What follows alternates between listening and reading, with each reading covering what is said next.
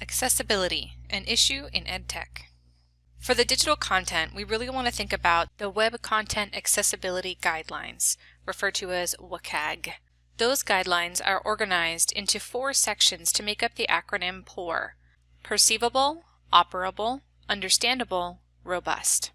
Perceivable is talking about basically the senses. So I have an image here of an eye, an ear, and a hand to think about sight, sound, and touch. You want to be able to ensure that your content can be perceived in various ways. So for example, this video is being narrated, it's also being captioned, and any images on the screen I describe verbally. So it'll be picked up in captioning or in the transcript. So if someone who was watching this video was visually impaired, they would have options because my narration really covers everything. If someone is hearing impaired, then they would be able to see the content on the screen, they would be able to read the captioning. Operable is when we talk about whether or not things can be operated smoothly. So I have a mouse and a keyboard because ideally you want digital content to be able to be accessible to both of those.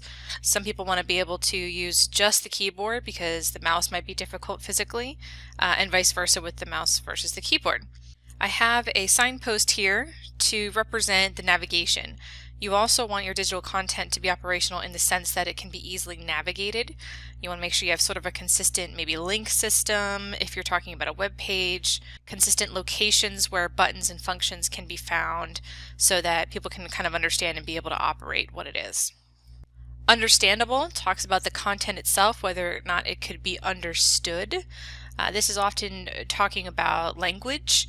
So I have a dictionary here because if you are jargon heavy, or using a lot of acronyms, things like that, you want to be able to take the time to explain them or at least offer like links to glossary definitions or other websites that would explain it.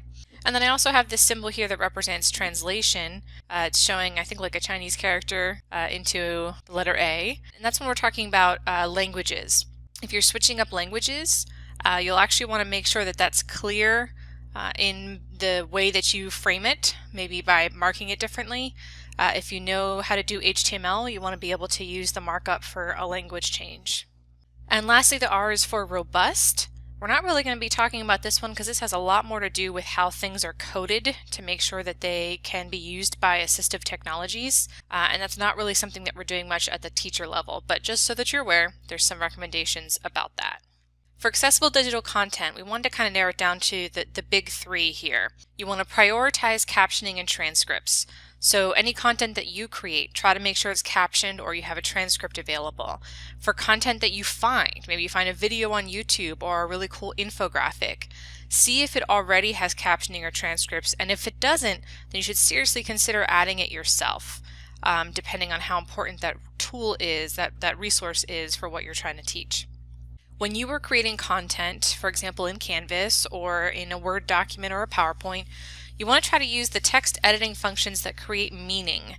This is called semantic markup, and this means things like heading levels, where it says like heading 1, heading 2, heading 3. You want to use those to establish your hierarchy, how things are organized in your document or in your page. You also want to use bulleted and numbered lists as a function, the actual bulleted or numbered list button, as opposed to doing like a hyphen space or a 1 dot space. You want to make sure you're using the actual function in whatever editor you're in, whether that's Microsoft Word or Canvas, so that way a screen reader can read those meanings, that semantic markup, and better present the information to someone who is listening. The other one you want to think about is you only want to create descriptive links. And that means avoiding click here and making that the link, or just dumping a long URL in there, http www blah blah blah blah blah blah blah. So instead, you usually want the text itself in the link to say, maybe the title of the document, and then that is what you will highlight and insert the hyperlink there so that that's the part that gets blue and underlined, and then when they click it, takes them to the web page. Here are references and sources, the Web Content Accessibility Guidelines information. The guidelines are created by W3C.